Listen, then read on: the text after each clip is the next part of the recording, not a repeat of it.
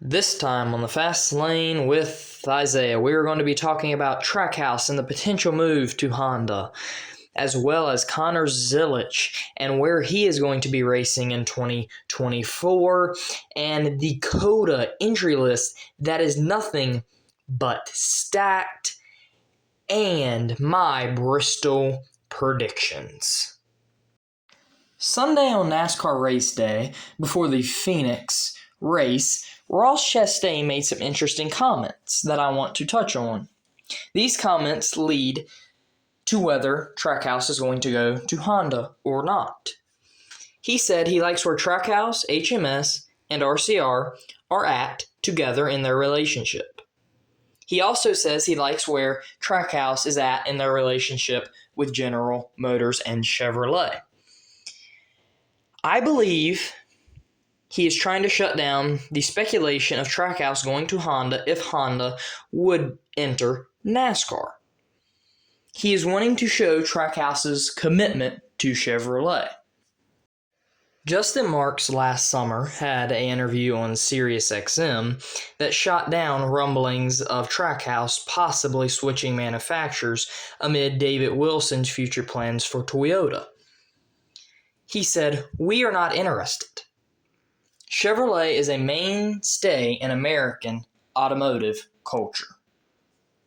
The team owner of Trackhouse showing his commitment to Chevrolet is major for Chevrolet and Trackhouse's relationship. I do not believe Chevrolet is going to split up with Trackhouse, and here's a big reason why. I see Trackhouse having no need for the new charters that may be brought in by Honda. This is because I see Colleague selling their Cup team to Trackhouse in exchange for Colleague being the development team for Trackhouse in the NASCAR Xfinity Series, like Junior Motorsports is with Hendrick Motorsports. Here are some potential teams that I could see going over to Honda if they would enter NASCAR. The first of those being Stewart-Haas Racing. They've pretty much said they're not looking to return to Ford, even with the uptick so far this year in performance. So I see them being the most likely candidate to leave for Honda.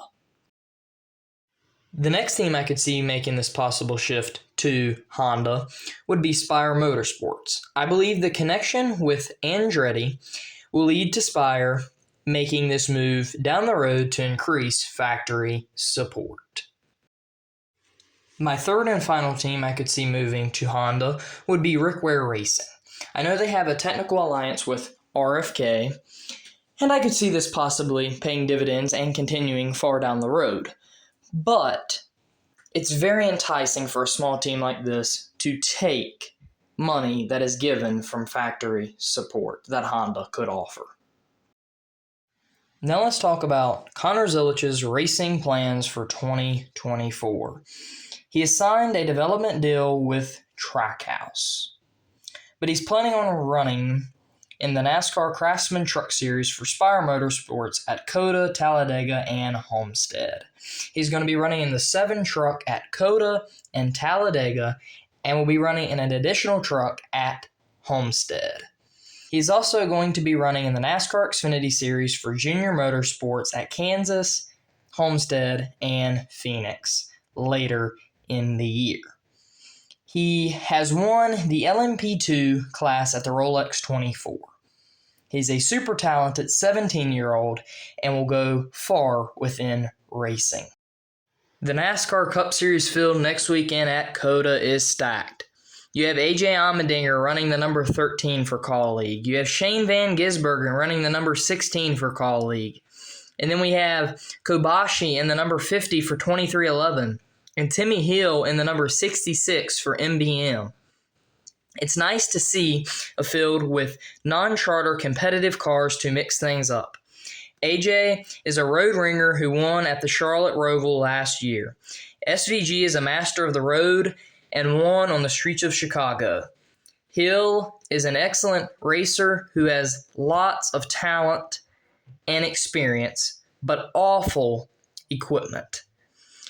Kobashi is a great road racer with little Cup experience, but I believe his talents will still help him at COTA. I believe AJ Allmendinger, though, will propel to a top 10 or top 5 finish at COTA to be the top finisher of the Open cars. Here's my weekend preview for Bristol. NASCAR returns the spring date at Bristol back to the concrete. The two winners with the next-gen car here on the concrete are Chris Buescher and Denny Hamlin.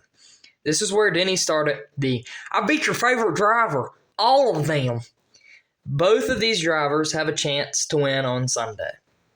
I believe we will see good racing, but the package is still going to create some problems. Bristol has been better than most other short tracks with the next gen, however. More passing will occur compared to last weekend's race at Phoenix, but how much more, I do not know.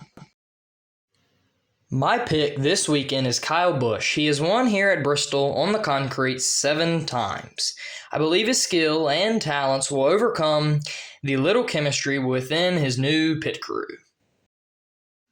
Thank you for watching. Like and subscribe for more great content.